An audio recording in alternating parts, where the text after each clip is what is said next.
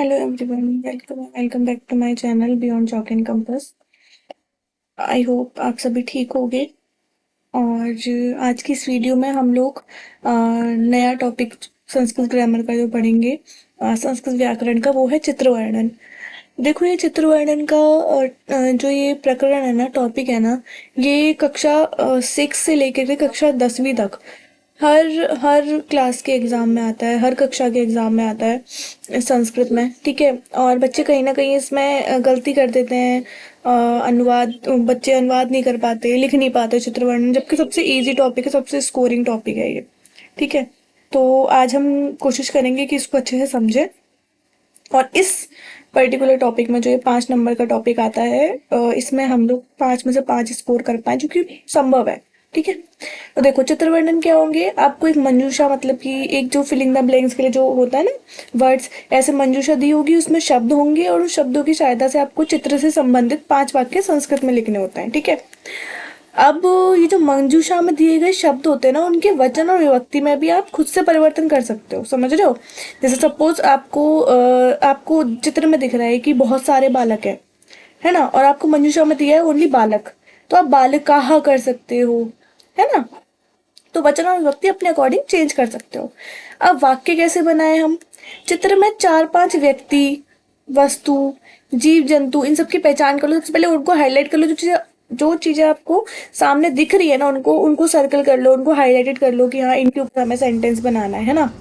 आप बड़े बड़े वाक्य नहीं बनाओगे, आप छोटे छोटे वाक्य बनाओगे। सबसे सबसे जो बड़ी मिस्टेक होती है ना हमारी, वो हमारी यही होती है कि हम कोशिश करते हैं कि हम बड़े बड़े सेंटेंस बना लेंगे तो हमें पूरा नंबर मिलेगा। ऐसा कुछ नहीं। अगर आप सेंटेंस छोटे छोटे बना रहे हो बट सही बना रहे हो, तो आपको मार्क्स मिलते हैं, उसके नंबर मिलता है। ठीक है।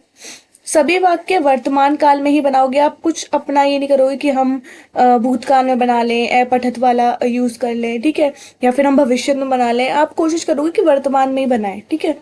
ज्यादा से ज्यादा पुल्लिंग, नपुंसकलिंग शब्दों का प्रयोग करना है, क्योंकि स्त्रीलिंग के रूप कहीं ना कहीं अटक जाते हो आप लोग स्त्रीलिंग के रूप में ना।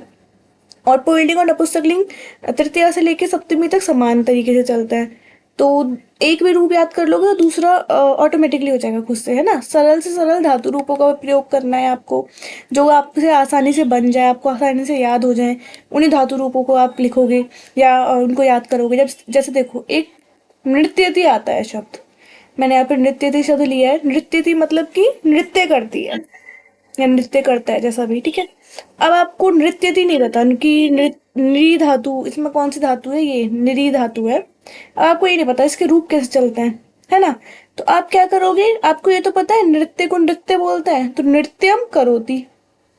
अब इसके ये तो पठती, पठता, पठंती, इस तरीके से रूप चलते हैं। करोति, कुरुतः, कुर्वन्ति, है ना, इस तरीके से। तो नृत्यम करोति, नृत्य कर रही है। एक ये रूप याद कर लो, करोति।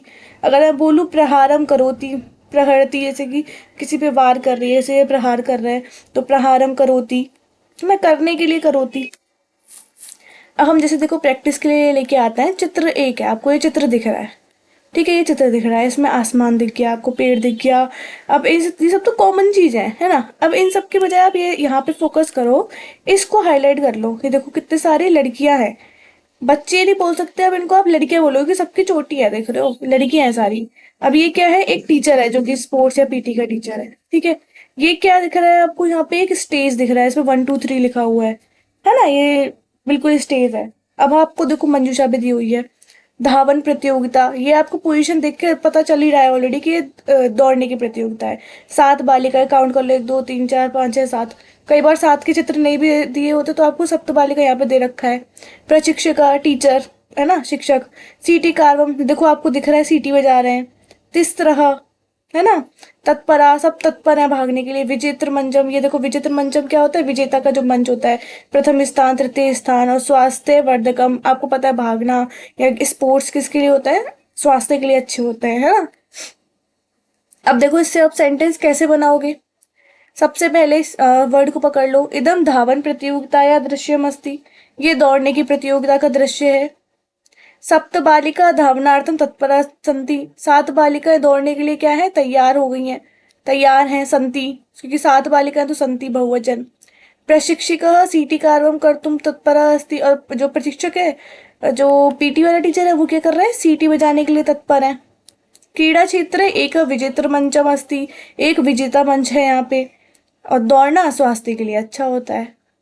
जो आपको इम्पोर्टेंट लग रहा है आपको वो हाईलाइट करना है। ऐसा नहीं आप पहले बोलो इदम चित्रे आकाशम दृश्यम अस्ति, है ना। Akash is not important, aasman is not important, here important is this. यहाँ पे आवश्यक काम क्या हो रहा है, क्या है ये, उसके ऊपर वाक्य बनाना है, ठीक है। अब जैसे देखो चित्र दूसरा, आपको दिख रहा है यहाँ पे सब्जियां हैं। सब्जियों क्या बोलते हैं हम, शाकन। ये क्या कौन है, सब्जी बेचने वाले लोग हैं, है ना। तो शाक विक्रेता हो गया। एक बच्ची है ना। और एक एक बूढ़ा आदमी है, एक कुकर है, डॉग है ना। अब देखो ऐसे शाक विक्रेता सब्जी बेचने वाले, क्रेतु मतलब खरीदने वाले, शाकापण सब्जियां, क्रीणाती मतलब खरीदती है, आकारयंती आलूकम, प्लांडू, स्यूतम, प्रयच्छन्ति, विक्रीणन्ति, है ना। अब जैसे आप इनसे सेंटेंस बनाओगे, ये देखो ऑलरेडी मैंने हाईलाइटेड किए हुए हैं, है ना। इदम शाकपणस्य, इदम शाका आपणस्य दृश्यमस्ति, ये कहाँ का चित्र है, शाका आपणस्य मतलब कि सब्जी मंडी का, सब्जी मार्केट का चित्र है। शाक विक्रेता फलानी विक्रेती, ये क्या बेच रहे हैं, सब्जी बेचने वाले फल बेच रहे हैं। महिला फलानी, अब देखो महिला क्या कर रही है, फल को खरीद रही है। एक वृद्ध बालिका स्तूयतम ददाति, एक जो वृद्ध आदमी है वो बालिका को दे रहा है ना। बालिकाया सह एक कुक्कुर अस्ति, बालिका के साथ क्या है, एक कुक्कुर भी है ना। दिख रहा है ना आपको, अब बालिका के साथ कौन है, एक कुक्कुर भी है। तो अब आप देख सकते हो इस तरीके से आप। अच्छा एक और चीज क्या करना है आपको ना, इजी इजी से इजी आपको ये सेंटेंस बनाने हैं, जिससे कि आप, एक सेकेंड है ना,